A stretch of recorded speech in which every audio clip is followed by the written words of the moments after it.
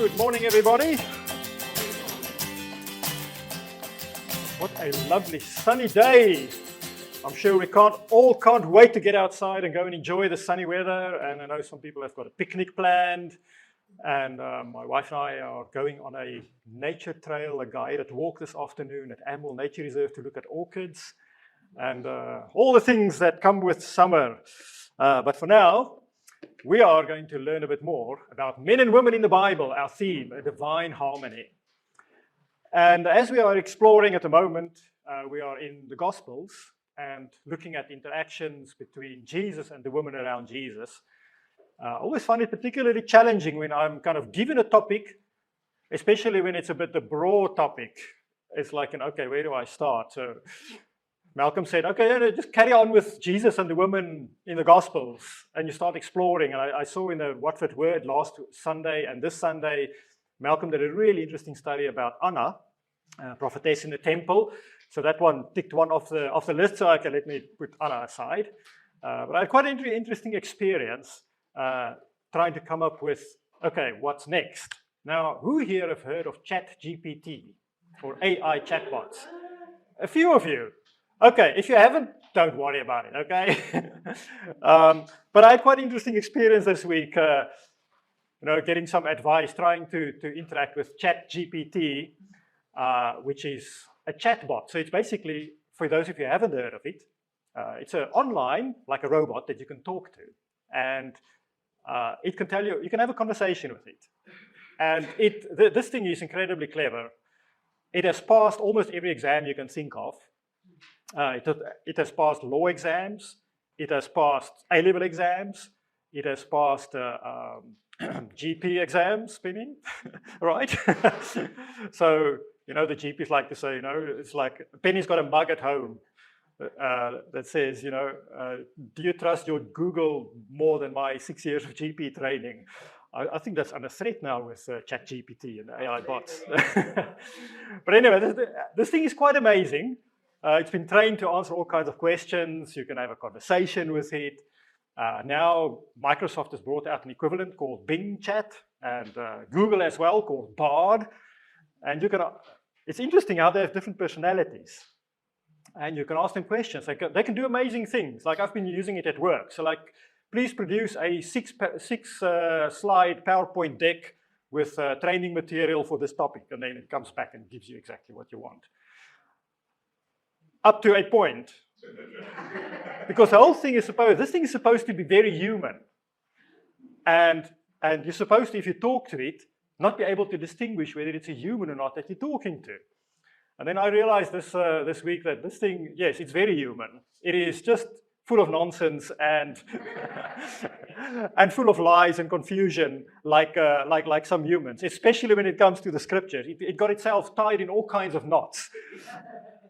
So I was trying to explore topics about Jesus and women in the Gospels, and I asked it some questions. And then I asked it some questions like, okay, can you just give me a list of all the fathers and daughters in the Bible? And it came up with names like Ananias and Sapphira. Now, who knows who Ananias and Sapphira were? They were a couple, husband and wife. So I asked it, and it's like, hang on. Isn't Ananias and Sapphira married? It's like, oh yeah, I'm sorry, you are correct. I made a mistake. They are married. They should not be in the list. So it is a very humble chatbot, actually, I must say that. And then it's like, okay, here's a revised list. And it comes up with Moses and Miriam. I'm like, are you sure Moses and Miriam, aren't they brother and sister? It's like, no, you're correct. I am sorry, I made a mistake. Here's a revised list. And then it comes up with Abraham and Sarah. And so was it Abraham and, hang on, Abraham and Isaac, who was Isaac's wife? Rebecca. So it came up with Abraham and Rebecca and Isaac and Rachel. And I'm like, oh, you're getting closer, but these were daughters-in-law, not daughters. And eventually it gave up and it said, okay, I'm sorry, I don't know enough about this topic to properly answer your question. So, which is actually, again, it's quite humble. It says, I'm sorry, I'm still learning. Thank you for the correction. And I was like, I eventually gave up and realized I still have to write my own sermons. So, but it was quite interesting. I learned a few things. And I was thinking about, one of the topics I was thinking about was a mother and son. And the reason I brought up this as well was I realized that, the answers you get very much depends on the question you ask. And I learned with this chatbot as well, there's a new skill. Now, this may be something that's relevant for you in your career going forward. There's a new skill with this new AI technology. It's called prompt engineering. It's like in how to ask the right question of the chatbot in the right way so you get the best answer. So I reshaped my question and said, I want an exhaustive list of all the blood fathers and blood daughters, or daughters and fathers by blood, not by marriage, excluding this and excluding that, blah, blah, blah, blah. When I phrased the question with all the exact details of what I wanted, I actually got a better answer. And what's interesting, so that's chat engineering. It's how to answer the questions in the right way, so you ask the questions in the right way so you get the best answer. So that's a new skill to develop. And you can subscribe to websites and blogs that teach you how to ask the right questions of the bots. But what I learned in this process as well, so I said, okay, let me go back and do my own Bible study. Few things I learned.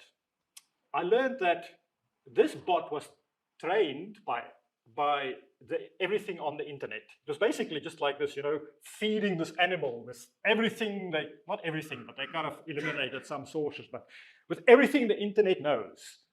So it can be like a human.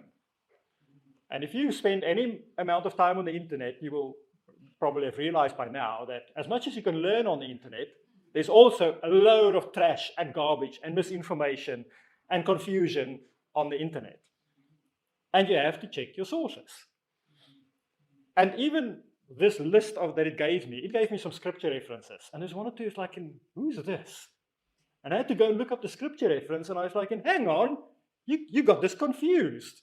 In the Old Testament especially, some of these relationships, who's mother of who, and et cetera, et cetera.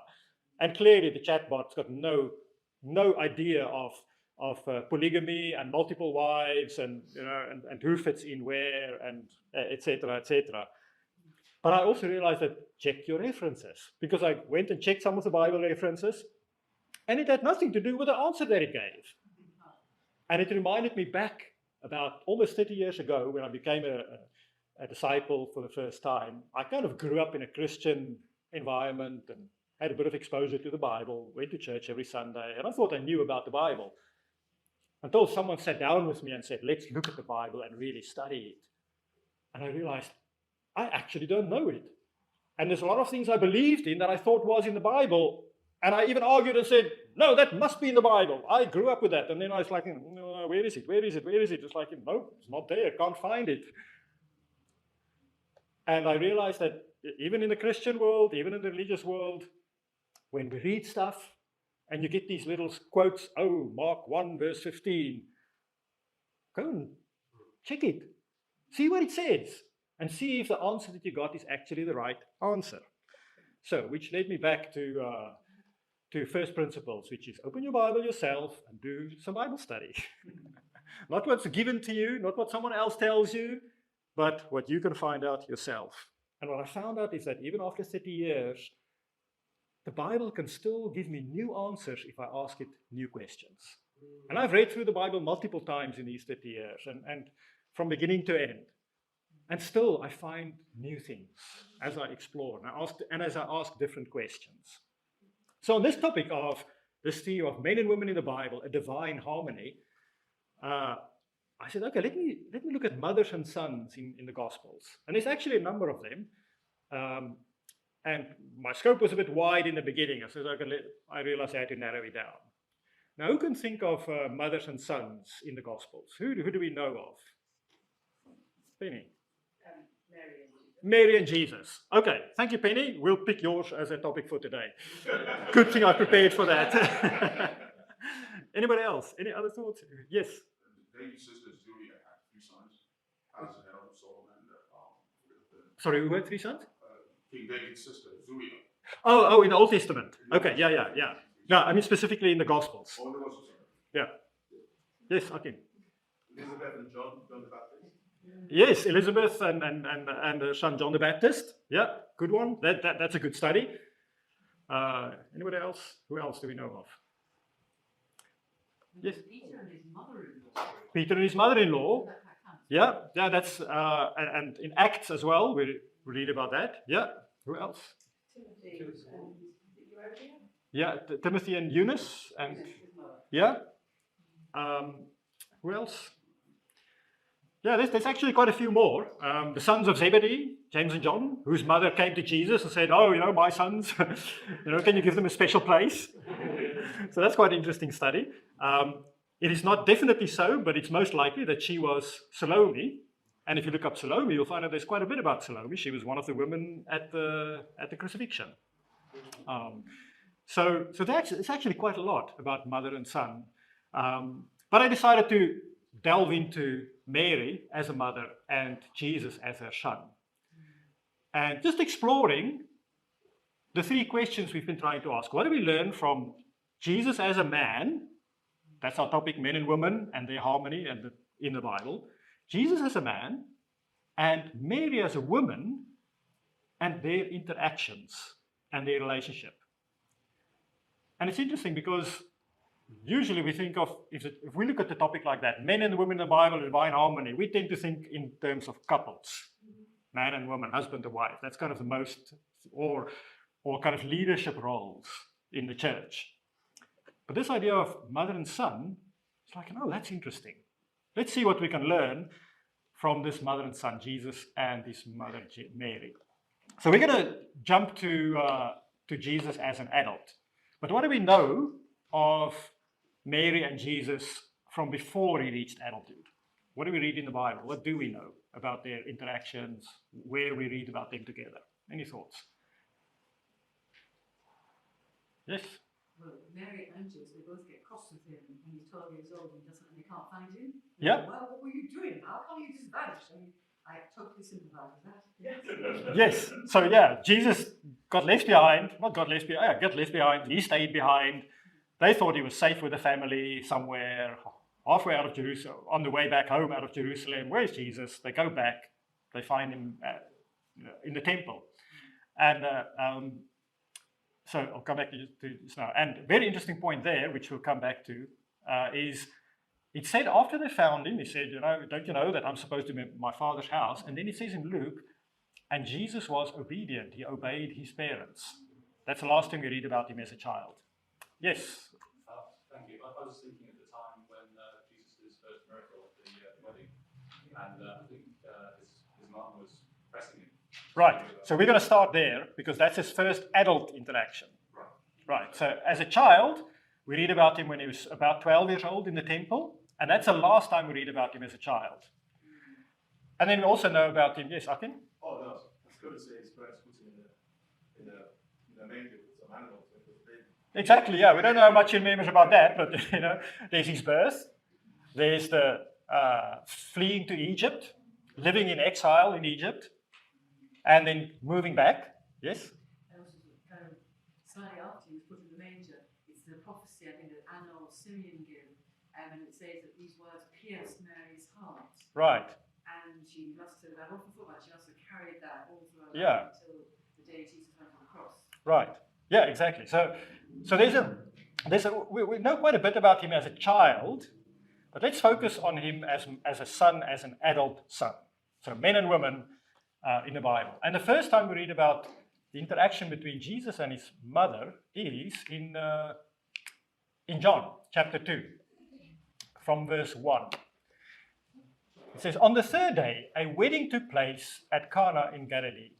Jesus' mother was there, and Jesus and his disciples had also been invited to the wedding. So this is important. He already started his ministry. He already called his disciples, or at least some of them. We don't know if it's all of them, but at least some of them have been called already. Verse 3. When the wine was gone, Jesus' mother said to him, they have no more wine. Woman, why do you involve me? Jesus replied, my hour has not yet come. His mother said to the servants, "Do whatever he tells you."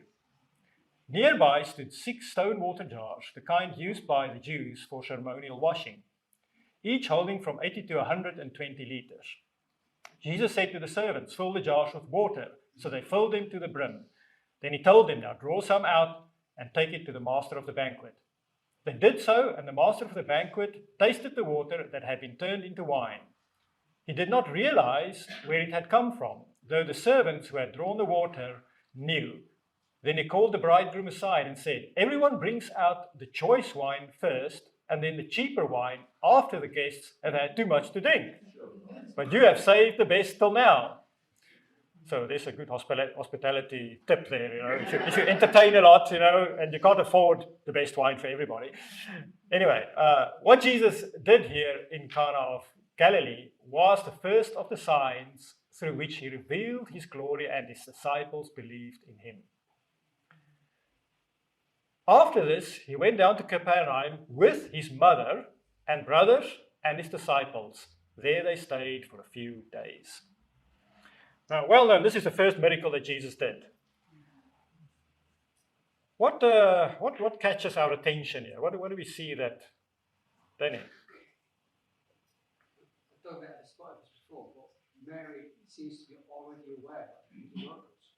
Yeah.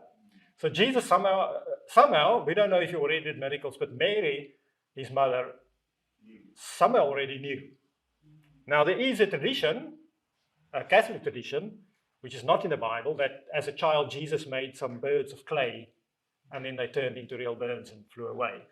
And you actually can read that in the Quran as well, that tradition about Jesus.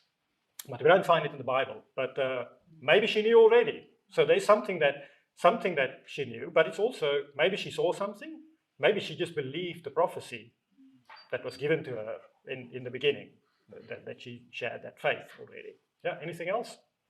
Yes, yeah. I like that. It always makes me smile when Jesus said, "My hour has not yet come." And she basically seems to completely ignore that and say, "So do whatever he tells you." Exactly. Some interaction. Let's just pause that, and we're going to pick up on that. David? I guess it's not maybe a moment in some, but I guess I've never actually noticed it before.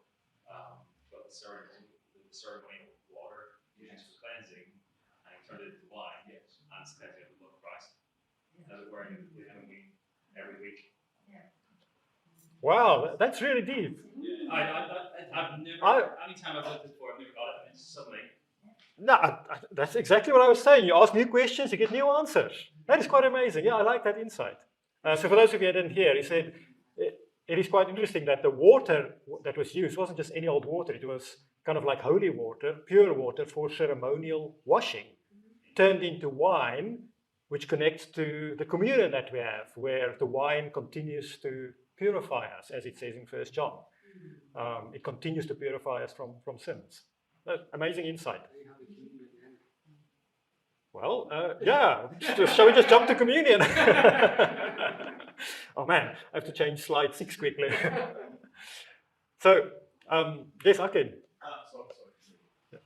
Probably similar to, and just the relationship between Jesus and his mother, and yet those first 3 passages, it almost seems as if they have a depth of relationship that's not, that they both knew about and nobody else knew about. Even when they spoke to each other, he's almost telling her for calling him out. And she, as was said, and she ignored him. But it's almost like there's a level of communication between them that's just deep and separate from normal.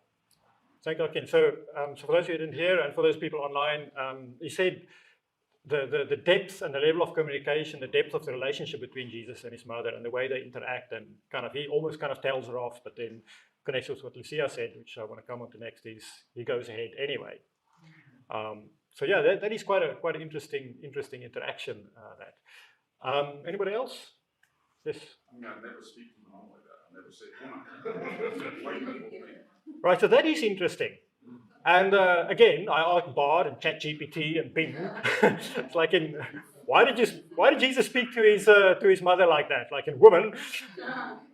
And it's like, maybe in English it's very offensive. Is it a translational thing? Is there another time he speaks to her like that? Does anybody know? Yeah. On the cross. on the cross, when he's hanging on the cross, we'll come back to that later. He says, "Woman, there is your son." So twice he speaks to her like that, here and again when he's hanging on the cross. I asked the bard, the AI guru, the bot, and he didn't know either. It says the clever people or basically scholars, are speculating. It may have been cultural and the culturally acceptable way to speak to your mother in a public setting. So it's not clear. It's not clear why he spoke to her like that. It could be one of them speculates that in Judaism, and again it's speculation, in Judaism there's kind of a big thing when you turn into an adult and you become independent now. So your mother is your mother and you have to obey them like Jesus did, like it says in Luke, until you become an adult, and then you don't have to obey them anymore to the same extent.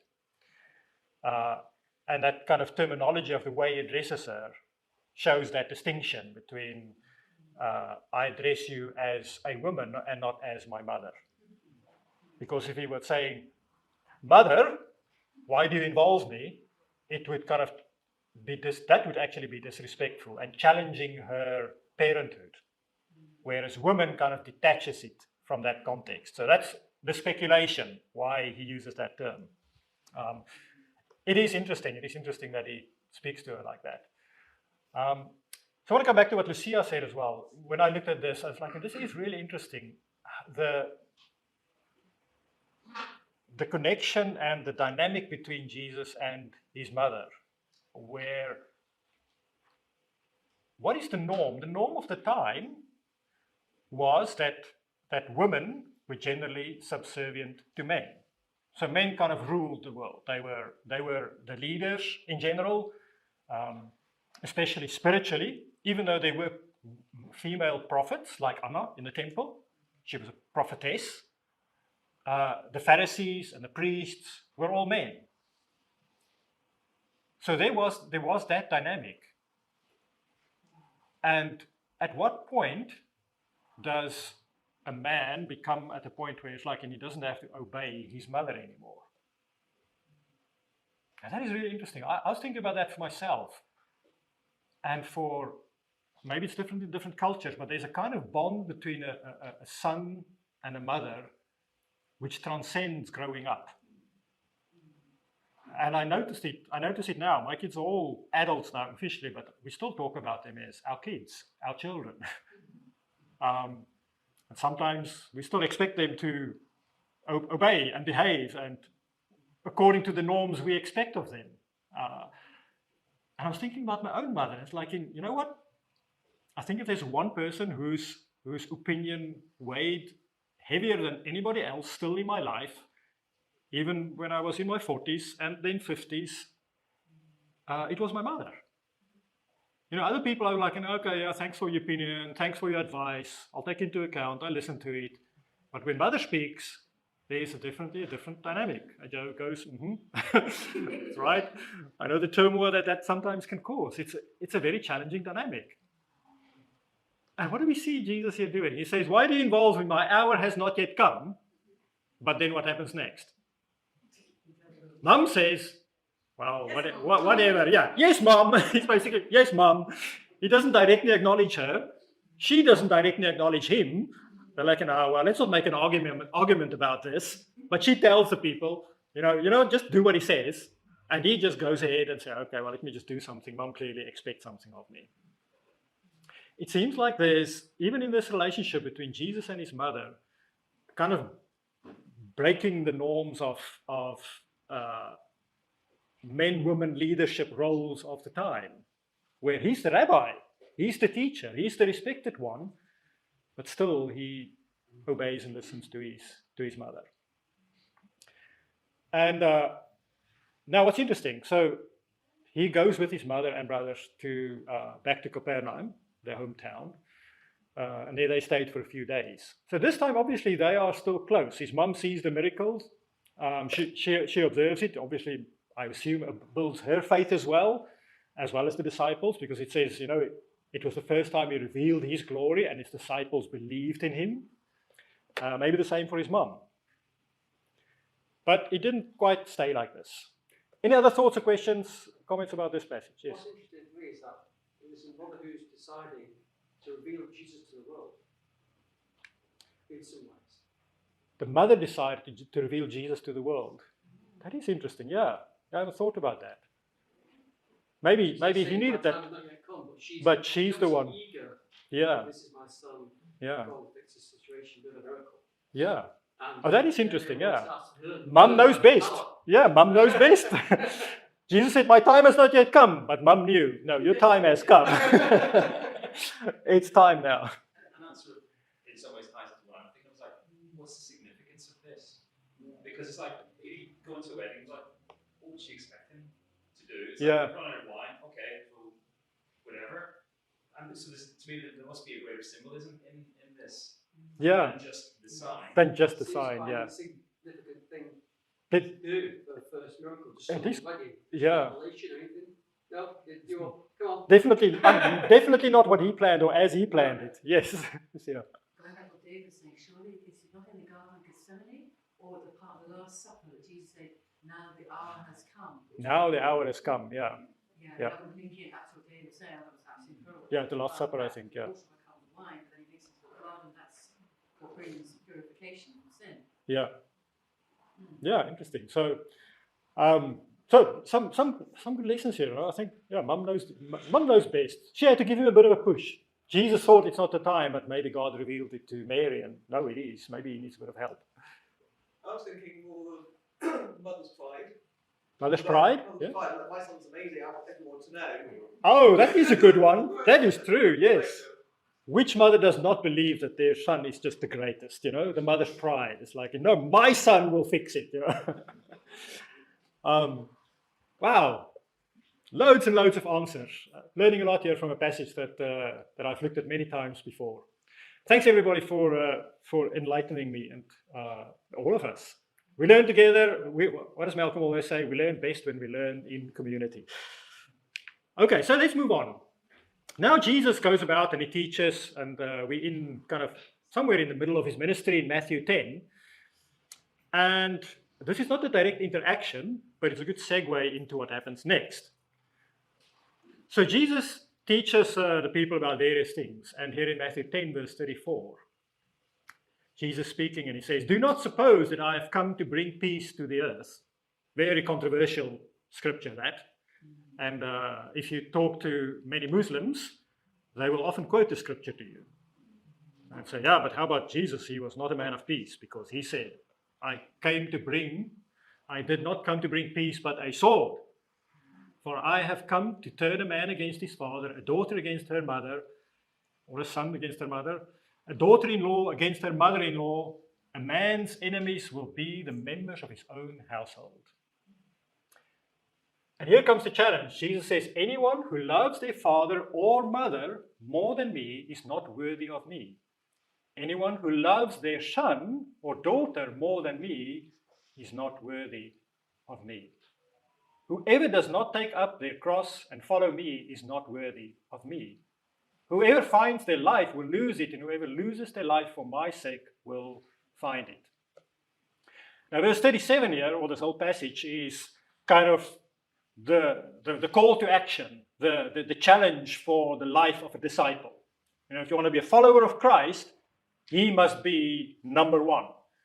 And it may cause some trouble with your family if you just make this decision to follow Jesus and say, I'm a Christian, and make some life choices that's in line with that. It can cause all kinds of family problems and challenges and trouble. But Jesus said, if you don't make that choice and say, it's Jesus above all, I'm taking up my cross and following him, then you're not worthy of him. That's a gauntlet. It's a challenge for every disciple of Christ. But in a way, Jesus also sows the seed here, or throws the gauntlet down for the relationship between him and his own mother. Because Jesus never asked anybody, or challenged anybody, or called anybody to do anything, or live up to an expectation or standard that he was not willing to do himself. He did not call anybody to a path of suffering which he was not willing to suffer for himself.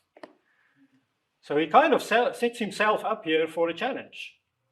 You know, when these kind of things happen, Satan is not far away. He's listening, looking for an opportunity. And we know when Jesus was tempted in the desert, and he resisted, it says, and then the devil went away to wait for a later opportunity.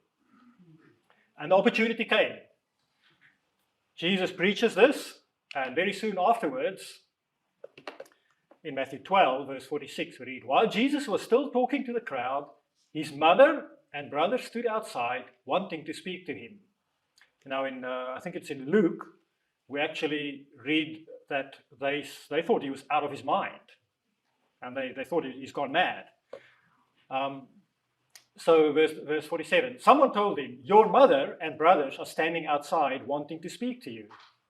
He replied to him, who is my mother? And who are my brothers? Pointing to his disciples, he said, here are my mother and my brothers. For whoever does the will of my Father in heaven is my brother and sister and mother. Suddenly, he's in exactly the situation which he was preaching about 2 chapters earlier. And he's confronted with the same choice. Who will I follow? You know, will I choose my own mother above the truth? And my mother wants to, his mother wants to stop his ministry, wants to get him declared mad, wants to almost turn people against him because he's lost his head. Will he cave in and say, yes, mother, and go along? Or will he resist?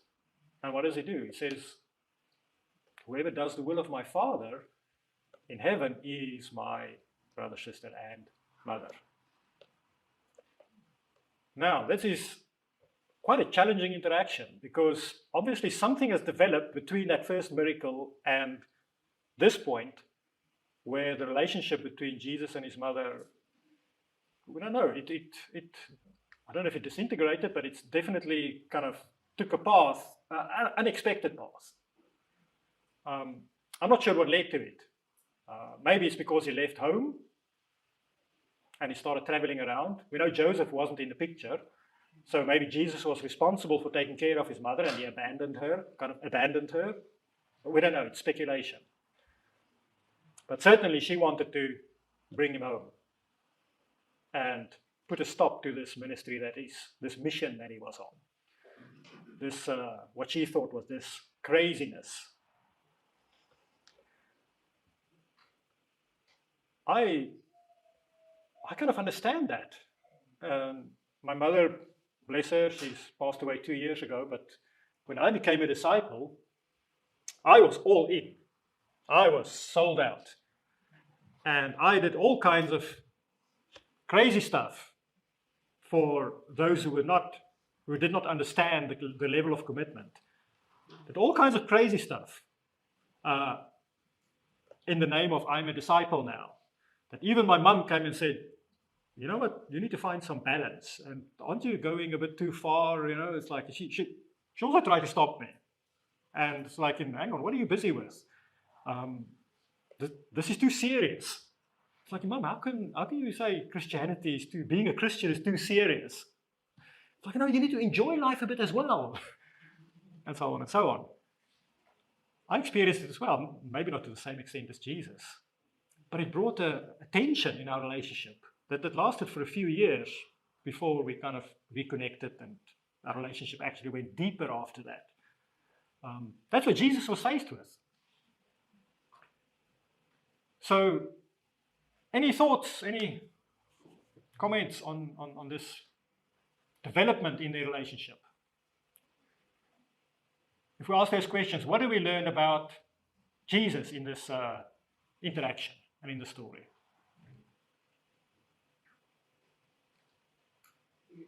Yeah. It tells us that his mother didn't fully understand God's plan for his life. Or maybe she did at a head level, but not really at a heart level. I think, my personal opinion, she was acting out of fear for him. Because she wants to protect her boy. Yeah. And it was getting too serious in terms of his safety and things like that as well. That's a really good point. I haven't thought about that. Sometimes we think about, oh, she had bad intentions, but what Danny says is, as a mother, she wanted to protect her boy, protect her son, because things was getting dangerous by this time. He was making enemies, and his life was being threatened. And maybe she just wanted to protect him and get him out of that dangerous situation. It was an act of caring rather than challenging what he was doing. I haven't thought about it like that. He's using divisive language in verse 48 and 49. Yeah. So there's already divisions happening, and he's using more divisive language. Yeah, using that divisive language. Yeah. Lucia? I was thinking it shows how important to Jesus the people who are following are. It says all of us as disciples, he sees us on the same level. He says that we're his friends, and that's actually mind-blowing. But it also shows us as a sense of family. And actually he rates us on the same level as his own blood brothers and mother. Yes, I think that's really good. How Jesus sees us, it kind of connects with Jesus. Wouldn't ask us to do anything that he hasn't done himself, but that also connects us with him in the sense that he understands and he knows what we go through. It definitely reminded me of the challenge of being a disciple, is that whoever does the will of my Father is my brother and sister and mother. It is sometimes we are faced with situations that goes above the dynamics of men-woman relationships, whether that is a marriage or whether it is a mother-father or a father-son or father-daughter or whatever that relationship is, or even leadership or authorities, that as men and women called to discipleship, to be called the sister of Jesus, to be called the brother of Jesus, sometimes we need to face that reality of it's going to damage some relationship here. And to what extent do we compromise our faith and our convictions and what we believe in? Where do we cross that boundary to preserve the relationship? And for Jesus, it was obviously this crosses the boundary where it is not worth for me to, just for the sake of preserving this relationship with my mother, to give up on my convictions. That's what I kind of take out of this. All right, let's move along. We'll briefly just look at this. So what happens is that a bit later on, next chapter, but sometime later on, Jesus goes back to his hometown in Matthew 13, verse 54. Coming to his hometown, he began teaching the people in their synagogue. And the people in verse 55 says, "Isn't this a carpenter's son? Isn't his mother's name Mary?" Etc., etc. Verse 57, and they took offense at him. But Jesus said to them, "A prophet is not without honor except in his own town." I've kind of read that many times. And for some reason, for the first time, recognized that he said, "and in his own home." I don't know how I missed that previously, but so a prophet is without honor also in his own home. So at some point, Jesus went back to his hometown, and it seems like things have still not been mended with his mom, because he says, I'm not honored in my own home, even. So things are still not how they should be, or with his mother. That's the last time we read about the interaction between Jesus and his mother. Not a happy ending. It's like oh dear. What happens next? We don't know. We don't read of her again until Jesus hangs on the cross, which is takes us to the point of having communion, where we remember the cross. So what happened there? In John 19, verse 25, near the cross of Jesus stood his mother. So regardless of what happened in their relationship, regardless of the fact that even when he went home, he wasn't welcomed in the town. They wanted to throw him off the cliff. But maybe he wasn't even welcome at home. I don't know. He said he wasn't honored in his own home. And regardless of the fact that his mom kind of disappears out of his ministry, near the cross of Jesus stood his mother. She was there. His mother's sister Mary, the wife of Clopas, and Mary Magdalene. When Jesus saw his mother there and the disciple whom he loved standing nearby, he said to her, "Woman," before, here is your son. And to the disciple, here is your mother. From that time on, this disciple took her into his home. So we see Mary present at the crucifixion of Jesus. And Jesus obviously has her on his heart. And he wants to make sure that she's taken care of. But it also made me think again, you know what?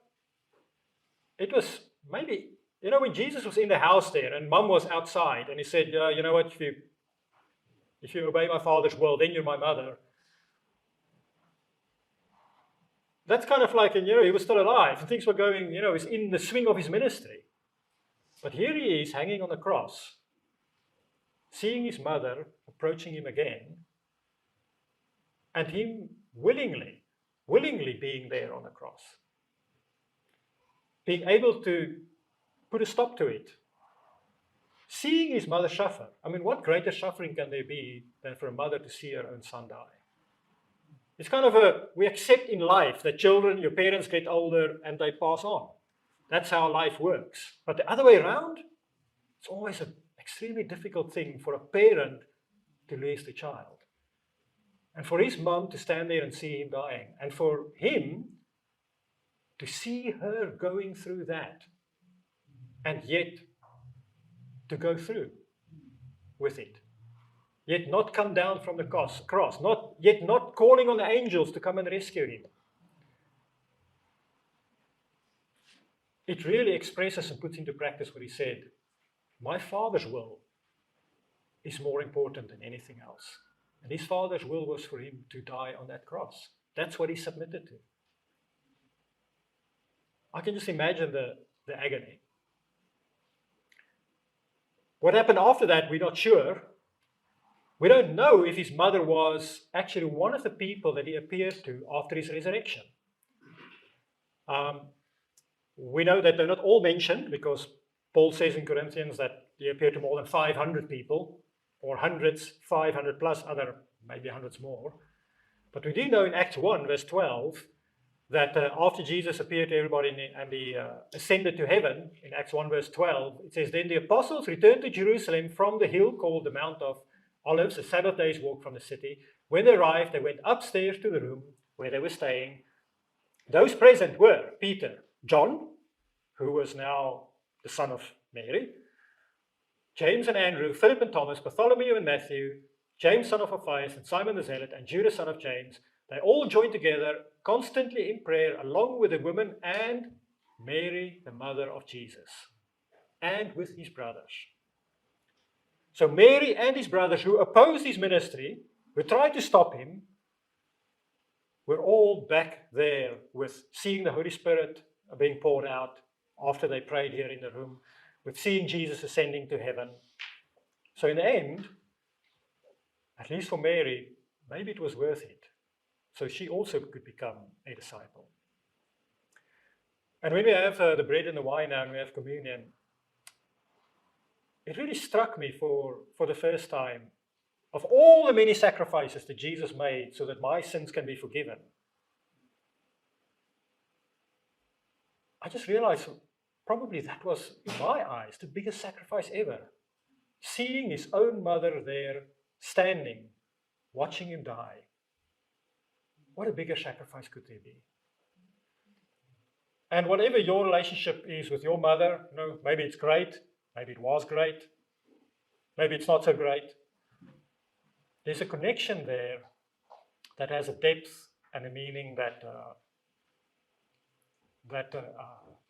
challenges our thinking and our understanding. And when we have the fruit of the vine and the bread, and we think about Jesus on the cross who died for the forgiveness of our sins, let's reflect on him going through the suffering of seeing his mother, watching him die.